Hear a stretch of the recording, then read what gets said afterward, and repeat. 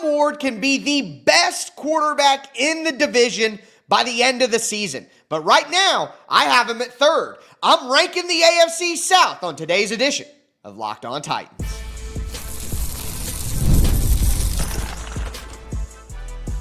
You are Locked On Titans, your daily Tennessee Titans podcast, part of the Locked On Podcast Network, your team every day.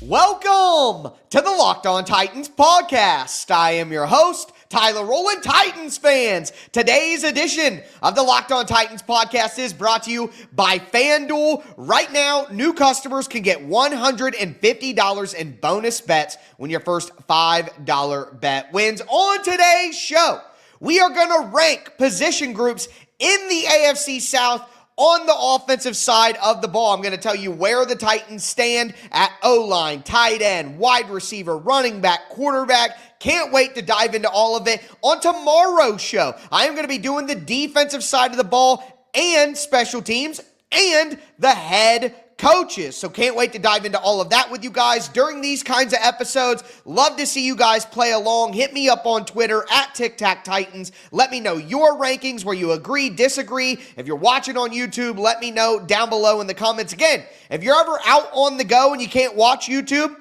check out Locked On Titans on a podcast app. If you're listening to the show on the podcast, you want to check it out on YouTube, Locked On Titans over there as well. Make sure that you make the Locked On Titans podcast your first listen each and every day. Remember, Monday through Friday, Tennessee Titans content all year round, always for free. Make sure that you get subscribed, stay subscribed. It's your team every day. And again, shout out to my everydayers out there tuning in Monday through Friday. But with that being said, I have Cam Ward as the third best quarterback in the division right now. And I know that a lot of you are immediately going to reject that idea and say, he's at minimum second. He's already the best quarterback in the division. And look, I just try to have a semblance of realism here. CJ Stroud has won a playoff game in back-to-back seasons. Okay? I know that he struggled last year in his second season, but he led his team to the playoffs. He's still a pretty dang good player. I would have C.J. Stroud is at minimum a top 12 player, and I'm probably going to put C.J. Stroud top 10 in any of my own personal lists. Trevor Lawrence is really where people will start to get angry. I get it. I'm sitting here saying that right now, if you're ranking the quarterbacks in the AFC South, you cannot put Cam Ward over Trevor Lawrence. Again, another guy who's won a playoff game, had some real success in the NFL. The conversation around Trevor Lawrence is always going to be tainted, though, because he has not lived up to the expectations. There's no other way around it. He has not lived up to the expectations of being the number one overall pick. And I admit, when he was coming out of Clemson, I was like, man, I'm so salty that the Jags get Trevor Lawrence. And the conversation around Trevor Lawrence is even more toxic, not just because he hasn't lived up to the expectations of what people thought of him, but because people won't let it go either. They won't let it go either that he's not maybe that guy that you thought he was. He's not that good of a quarterback. He's more inconsistent, and now they're doing it again. Anybody who liked Trevor Lawrence pre-draft refuses to admit that they were wrong about Trevor Lawrence from the pre-draft evaluation. Now he's got Liam Cohen as his head coach. That's an offensive guy who, has gotten the best out of certain quarterbacks here and there. Buck's offense was great, made Will Levis look like a good player at Kentucky. Liam Cohen is going to get the best out of Trevor Lawrence and turn him into the player that I thought he was going to be when he was drafted. Well, I guess I have learned to let that go. Trevor Lawrence is never going to be Joe Burrow, in my opinion. He's never going to be on that level, okay? And that's the level I thought he could be on. I know it was before Joe Burrow, but regardless, that's the point. Or after Joe Burrow.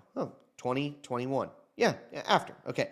That's the point, though, is you can look at Trevor Lawrence and admit that he's not necessarily the player that people think that he is or people thought that he was going to be, but Trevor Lawrence is still a pretty good quarterback. He's a tier 3 quarterback. He's a solid starter. And, if Cam Ward is as good as Trevor Lawrence as a rookie, Cam Ward has had an awesome rookie year. Not Trevor Lawrence's rookie year. I'm saying if Cam Ward were as good as Trevor Lawrence is this year, if they were the same, that would be phenomenal for Cam Ward. So right now, I still do have Trevor Lawrence over Cam Ward. I have CJ Stroud over Cam Ward, but Cam Ward hasn't played any games.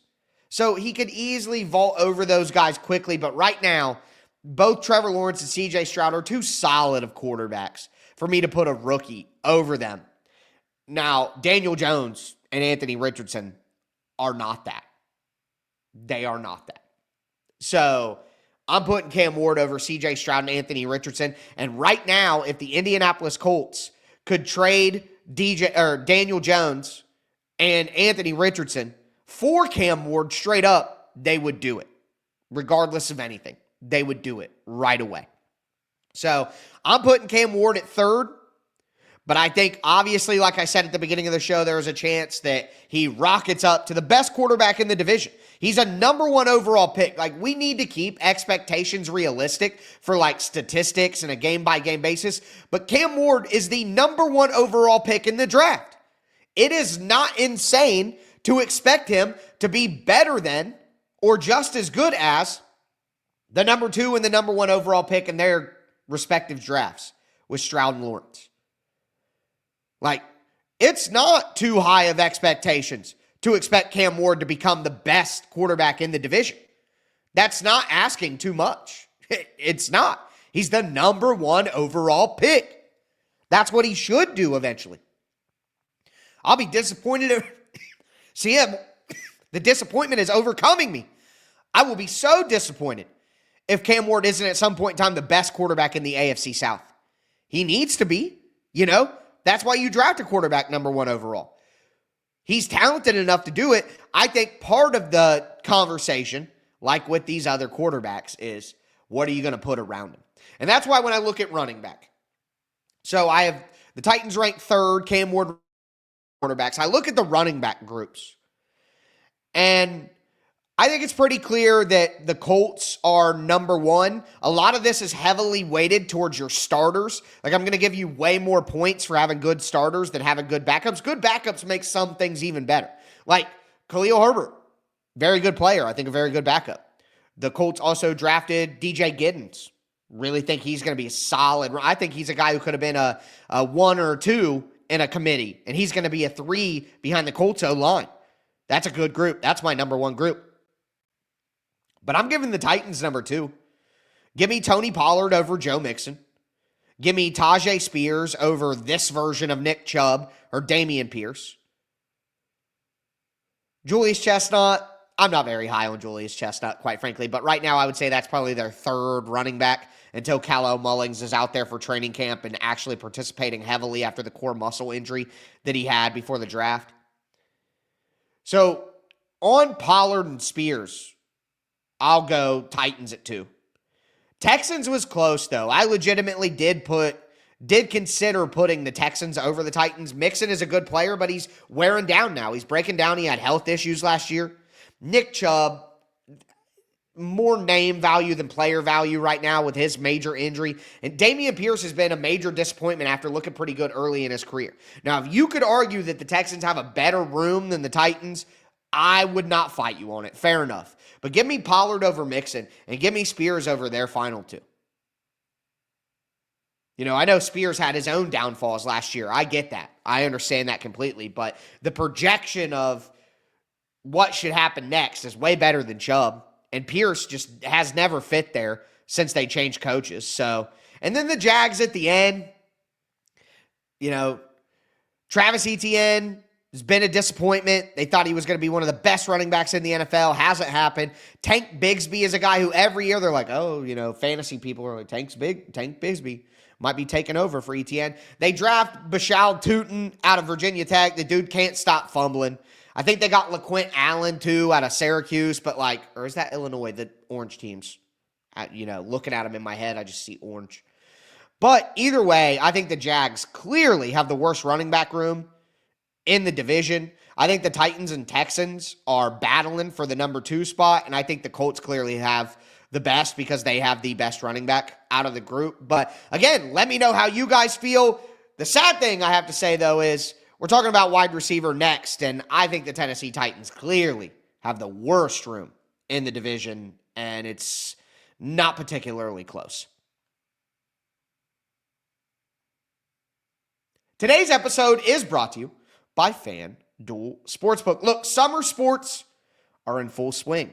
Whether you're all about baseball under the lights, golf on the greens, or high-stakes soccer action, FanDuel is the best way to make every game even more exciting. You're already following the action. Why not make it just a little more thrilling? With FanDuel, you can get in the game while your friends are getting sunburnt at the beach. I love FanDuel. It's really easy to track my favorite matchups. They always have new daily promotions and fun ways to bet. It's easy to use. They have fast payouts, and it makes regular season games feel like must-watch events. Also, I got to tell you, I love a same-game parlay. I love a nice same-game parlay, and you can make bets all the way up into the ninth inning. New to FanDuel, new customers can bet $5, just $5, and get $150 in bonus bets if your first bet wins. Open the FanDuel app today. Visit FanDuel.com/lockedon to get started. It's FanDuel, America's #1 sportsbook.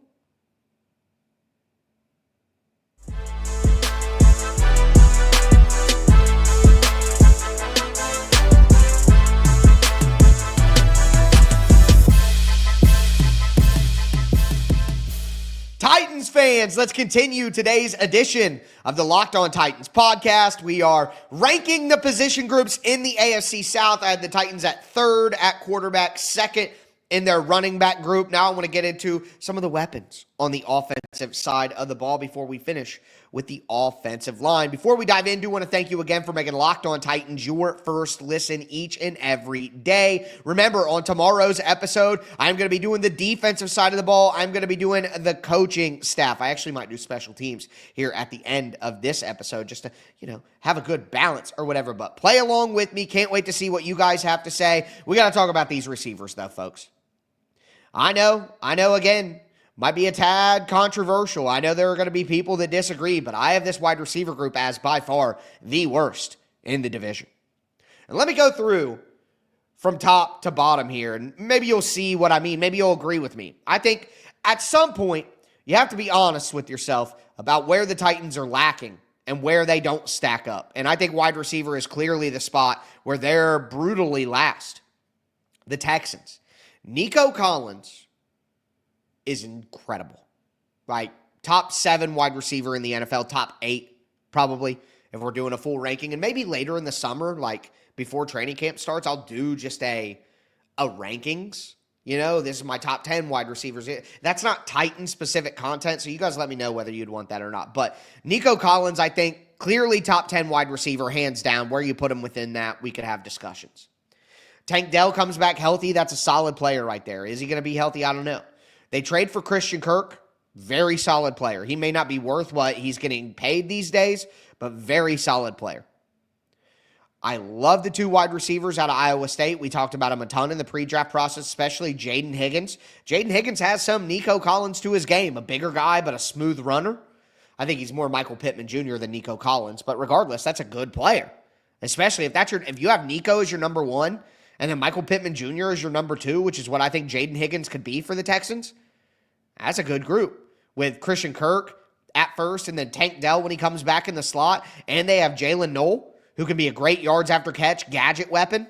Like, that's a great, whether it's talent at the top, whether it's top to bottom depth, the Texans have a great group. But the Jags is really good too. Brian Thomas Jr., folks. Whoa. Might be even better than Nico Collins. Like, you got to prove it when you're a young player like that. It's going to take some time before I put Brian Thomas Jr. like top 5, top 7, like we're talking with Nico. But, folks, he's the real deal. Okay? He's the real deal. And then Travis Hunter, number 2 overall pick. Supposed to be a game-breaking wide receiver with incredible yards after catch ability, great contested catch ability, body control, all of that. If he turns into what is draft selection, you're talking about 2 top 10 receivers on the same team. The best wide receiver duo in the NFL. That's what's possible in Jacksonville. Okay? And then Daimi Brown is just a solid deep threat wide receiver. Daimi Brown, to me, is the quintessential average starting wide receiver. Like, If most teams have three starting receivers, your 2 outside guys in your slot. Well, if your best 2 players out of those 3 are your slot guy and then one of your outside guys, and Daimi Brown is your number 3 starter as an outside boundary deep threat, I think that's phenomenal. I think that's just normal, solid, average, which is great, quite frankly. So Parker Washington is a good player below them too. Not quite as much depth and upside, but could be disgusting. Well, upside, I guess, just upside within the depth. Like, they don't have Higgins and Knoll. Like, I'm not as high on Washington to turn out like that. So, anyways, then I have the Colts. Michael Pittman Jr. is not better than Calvin Ridley, in my opinion. Calvin Ridley is better than Michael Pittman Jr. But after that, Josh Downs is a very good player, and he has torched the Titans at times. Alec Pierce, like Daimi Brown, a really, really good wide receiver 3 as an outside boundary deep threat guy. Really, really solid. And I think Adonai Mitchell will take a step forward this year. And Adonai Mitchell, out of Texas, second-round pick, a guy that I really liked, that I thought the Titans would be smart to pick there. Had an okay rookie year, bad quarterback situation. Obviously, I think he takes a big step this year. So that's a pretty good top 4. And then the Titans have Calvin Ridley. Tyler Lockett. Is Tyler Lockett better than Josh Downs or Travis Hunter or Christian Kirk or a healthy Tank Dell? No. Is Van Jefferson better than Daimi Brown, Alec Pierce, or Christian Kirk, or Jaden Higgins? No. Like, maybe the rookies step up here. That's what the Titans are banking on. The Titans rookies, if Alec Manor turns into, a Michael Pittman Jr. level player, well, then the Titans probably jump up a spot. If that happens and Xavier Restrepo turns into, a wonderful slot chain mover, okay, then maybe we'll reassess after the year. But they're rookies, and I continue to say, I am as excited as you could possibly be about this rookie weapons group. But the odds of all 4 of these guys being real legitimate players that contribute to the roster consistently, it's just not likely. It's realistic that probably 2 of those guys turn into real contributors. So if only 2 of them turn into real contributors, one of them would have to go A.J. Brown for the Titans to move up a spot at all. It's just they're too far away with that wide receiver group. Now, you look at tight end. This is controversial, but I'm doing it. I have the Colts at number 1 because I think Tyler Warren is going to be really good right away. I think he's going to be solid. He's going to be a really good player. He's not going to be a super disappointment. I don't think he's going to go Brock Bowers. No, I don't think he's going to do that, okay? But I think he's going to be the best tight end in the division right away. He's better than Dalton Schultz, better than Chig. He's a better player than Gunnar Helm. Better than Brenton Strange. What are they doing in Jacksonville? We'll get there. Don't worry. But then Mo Alley-Cox is a solid player. I'd love to have Mo Alley-Cox on the Titans instead of Josh Wiley, right? Mo Alley-Cox is a solid player, and they got a guy named Will Mallory, who is more of a receiving tight end, who I think because Warren and Mo Alley-Cox both have end-of-the-line potential, he'll get used more properly this year and could make an impact. That's a good group of tight ends in Indy. They just needed that star tight end, that number 1 clear talented tight end, and they got that in Warren. They got that. How good he'll be, we'll see, but he'll be good enough to fill the box that they've been missing there. And then I went with the Texans. Dalton Schultz right now is a better tight end than anybody on the Titans. We can't, again, Gunnar Helm could be, I think if Gunnar Helm comes out and has a season that I think Gunnar Helm is going to have, Gunnar Helm will be better than Dalton Schultz. That's about where I think Gunnar Helm could be, is the Dalton Schultz level tight end, okay? And if he takes that step with Chigakonkwo just being Chigakonkwo where he is, the Titans could jump up really high to number 1. But for right now, Dalton Schultz is a solid starting tight end in the NFL, man. He's a really solid starter. Brevin Jordan's going to be coming back. I liked Brevin Jordan and have all along. Maybe that's a little bias there. I think he signed Cade Stover out of Ohio State. Very versatile, very useful player.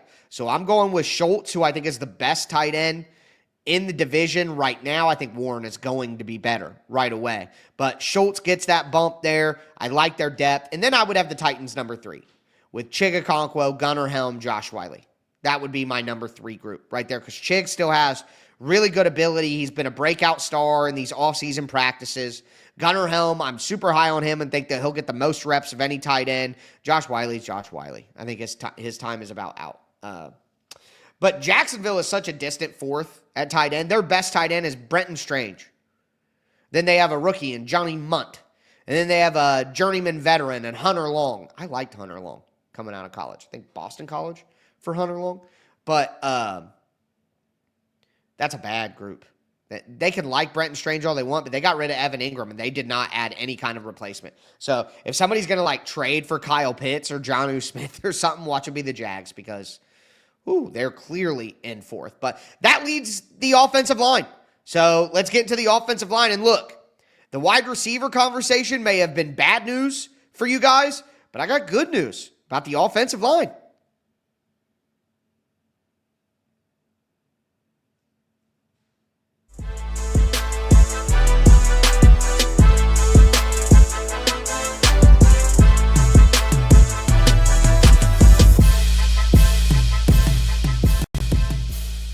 Titans fans, let's cap off today's edition of the Locked On Titans podcast. We are ranking the AFC South. I'm doing the offense on today's show. Cam Ward, 3rd best quarterback. I think he could jump to number 1, though. 2nd best running back group for the Titans.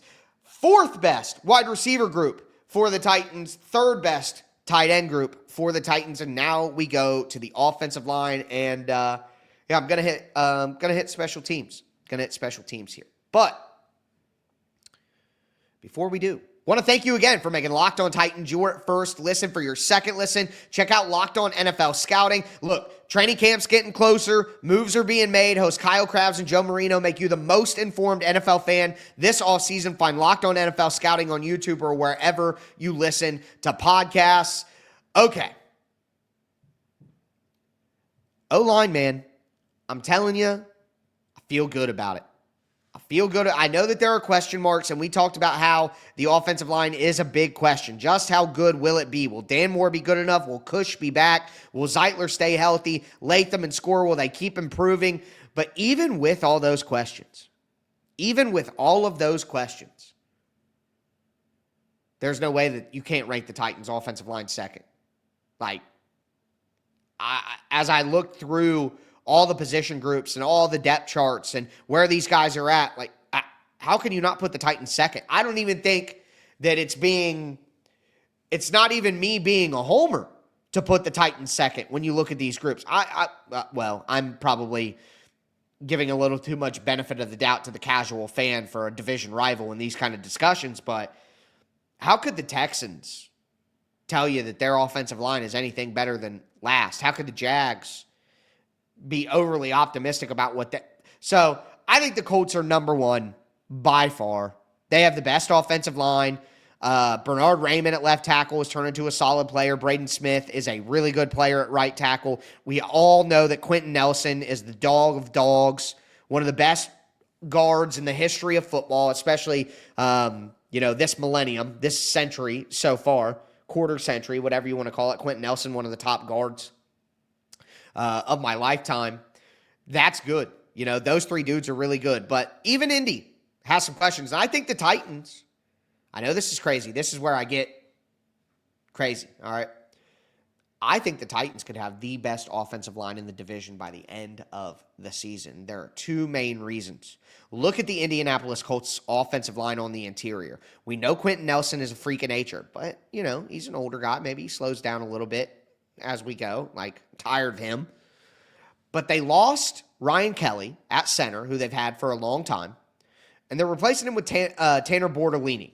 I think Bortolini came out of Illinois a couple of years ago, but I like Tanner Bornolini. Might have been Maryland. It was Big Ten, I got to believe. But I think Tanner Bortolini could be good. But is he going to be as good as Ryan Kelly when Ryan Kelly was really good? Maybe not. Maybe he's just okay, you know? And then Matt Gonclaves, I've heard Goncalves,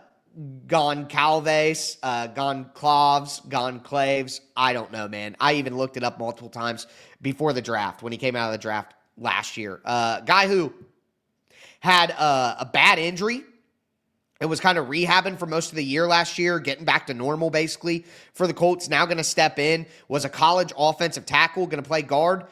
Super question mark. This was a late round pick anyways. Super big question mark for those two guys, Bortolini and Gonclaves. So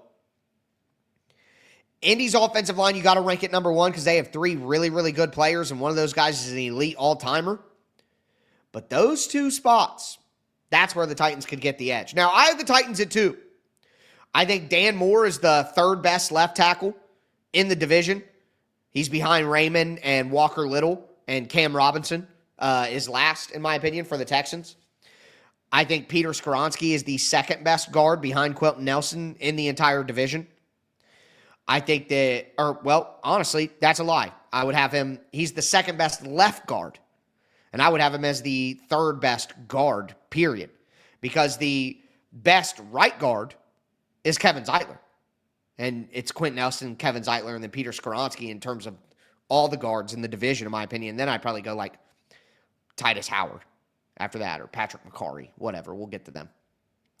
But Lloyd Cushenberry, if healthy, if Lloyd Cushenberry is back and he looks ahead of schedule, if Lloyd Cushenberry is back for week 1, he is the best center in the entire division. He's better than Robert Hainsey. He's better than Tanner Bortolini. He's better than Jarrett Patterson. So you're talking about third best left tackle, and Dan Moore lovers would maybe argue he's better than Walker Little and say he's the second best left tackle. I'm not. I have him as third.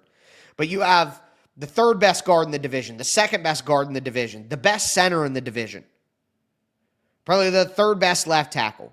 J.C. Latham could be the best right tackle in the entire division. Braden Smith is very good, but Latham has way more potential and is younger.